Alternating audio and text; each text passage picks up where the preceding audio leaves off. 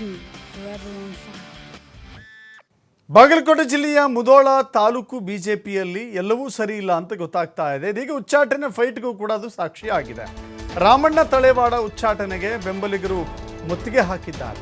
ರಾಮಣ್ಣ ತಳೇವಾಡ ಅಂತ ಹೇಳಿ ಅಲ್ಲಿನ ಸ್ಥಳೀಯ ಮುಖಂಡ ಅವರು ಉಚ್ಚಾಟನೆ ಕುರಿತಂತೆ ಸ್ಪಷ್ಟನೆಯನ್ನು ಕೇಳಿದ್ದಾರೆ. ರಾಮಣ್ಣ ತಳೇವಾಡ ಹಾಗೂ ಆತನ ಬೆಂಬಲಿಗರು ಕೂಡ ಜಿಲ್ಲಾಧ್ಯಕ್ಷ ಶಾಂತಗೌಡ ಪಾಟೀಲ್ಗೆ 15 ದಿನ ಗಡುವು ಕೊಟ್ಟಿದ್ದಾರೆ. 15 ದಿನಗಳಲ್ಲಿ ಸ್ಪಷ್ಟನೆ ನೀಡದೆ ಹೋದರೆ ರಾಜ್ಯಾಧ್ಯಕ್ಷರ ಮನೆ ಮುಂದೆ ಧರಣಿ ಕುಳಿತುಕೊಳ್ತೀವಿ. ಮುಧೋಳ ನಗರಸಭೆ ಕಾಂಗ್ರೆಸ್ ತೆಕ್ಕೆಗೆ ಹೋಗಿದೆ. ಅದಕ್ಕೆ ಬಿಜೆಪಿಯ ಹಿರಿಯ ಮುಖಂಡ ರಾಮಣ್ಣ ತಳೇವಾಡ, ನಗರಸಭೆ ಸದಸ್ಯ ಬಸವರಾಜ್ ಮಾನೆ ಕಾರಣ ಅಂತ ಹೇಳಿ ಉಚ್ಚಾಟನೆ ಮಾಡಿದ್ದಾರಂತೆ.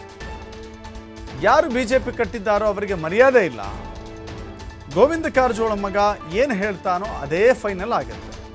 ಕಾರಜೋಳ ಮತ್ತು ಪುತ್ರ ಅರುಣ್ ವಿರುದ್ಧ ರಾಮಣ್ಣ ತಳೇವಾಡ ಆಕ್ರೋಶವನ್ನು ವ್ಯಕ್ತಪಡಿಸಿದ್ದಾರೆ. ನಮಸ್ಕಾರಗಳನ್ನು ಸಲ್ಲಿಸಿ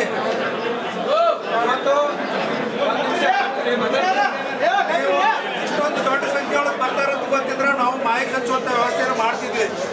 ನಮಗೆ ಮೊನ್ನೆ ದಿವಸ ಬಸವರಾಜ್ ಮಾನೆ ಅವರು ಫೋನ್ ಮಾಡಿ ರಾಮಣ್ಣ ಸಾವ್ಕಾರ್ ಜೊತೆ ನನಗೆ ಮಾತಾಡಿಸಿದ್ರು. 18ನೇ ತಾರೀಕಿನ ದಿವಸ ನಿಮ್ಮ ಜೊತೆ ಬರ್ತೀವಿ, ಒಂದಿಷ್ಟು ವಿಷಯಗಳನ್ನು ಹಂಚ್ಕೊಳ್ತೀವಿ.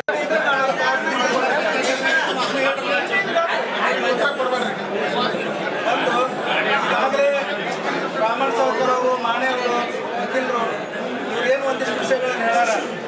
ಇವೆಲ್ಲ ವಿಷಯಗಳಿಂದ ಒಂದು ನಾವು ಯಾವುದೇ ಪದಾಧಿಕಾರಿಗಳನ್ನು ಆಯ್ಕೆ ಇರಲಿ ಏನೇ ಇರಲಿ, ನಮ್ಮ ರಾಜ್ಯದ ಏನು ಸೂಚನೆ ಕೊಟ್ಟಿರ್ತಾರೆ ಆ ರಾಜ್ಯದ ಸೂಚನೆಯಂತೆ ನಾವು ಇದನ್ನ ಪಾಲನೆ ಮಾಡ್ತಿರ್ತೀವಿ. ಪ್ರತಿಯೊಂದು ವಿಧಾನಸಭಾ ಕ್ಷೇತ್ರಕ್ಕೆ ಮಂಡಳಕ್ಕೆ ನಮ್ಮ ಜಿಲ್ಲಾ ಪದಾಧಿಕಾರಿಗಳನ್ನು ಬೆಳೆಸಿಕೊಟ್ಟು ಆ ನಿಟ್ಟಿನೊಳಗೆ ನಾವು ಆಯ್ಕೆ ಪ್ರಕ್ರಿಯೆಯನ್ನು ಮಾಡಿಕೊಂಡಿರ್ತೀವಿ. ಅದರೊಳಗೂ ಲೋಪದೋಷ ಆಗಿದವು ಅಂತಕ್ಕಂಥದ್ದನ್ನು ನೀವು ಇವತ್ತು ಗಮನಕ್ಕೆ ತಂದಿರಿ. ಅವು ಏನೇ ವಿಷಯಗಳಿದ್ರೂ ನಾನು ರಾಜ್ಯದವ್ರ ಜೊತೆ ಚರ್ಚೆ ಮಾಡ್ತೀನಿ. ನೀವೇನು 15 ದಿನ ನನಗೆ ಗಡುವು ಕೊಟ್ಟಿರಿ, ಅಷ್ಟರೊಳಗೆ ಅಲ್ಲಿಂದ ವರದಿ ತರಿಸ್ಕೊಂಡು ರಾಜ್ಯದವ್ರ ಜೊತೆ ನಾನು ಮಾತಾಡ್ತೀನಿ. ಮಾತಾಡಿ ಆ ಪ್ರಸಂಗ ಬಂತಂದ್ರೆ ನಿಮ್ಗೆ ಏನು ವಿಷಯವನ್ನು ನಿಮ್ಮೊಂದಿಷ್ಟು 4 ಜನ ಪ್ರಮುಖರು ತರಿಸ್ಕೊಂಡು ನಿಮಗೆಲ್ಲ ವಿಷಯವನ್ನು ಮಾತಾಡಿ ನಾನು ಮುಂದಿನ ವಿಚಾರಗಳನ್ನು ನಿಮ್ಗೆ ತಿಳಿಸ್ತೀನಿ ಅಂತಕ್ಕಂಥ ಮಾತನ್ನು ಹೇಳ್ತೀನಿ.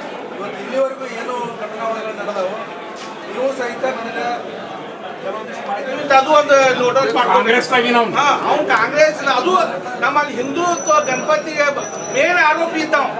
ಗಜಾನನ್ ಕಮಿಟಿ ಅದೇ ಅವ್ನು ಮಾಡ್ಕೊಂಡ ಅಧ್ಯಕ್ಷರು ಈ ಅಧ್ಯಕ್ಷರು ಬಂದಿದ್ರು MP ಎಲೆಕ್ಷನ್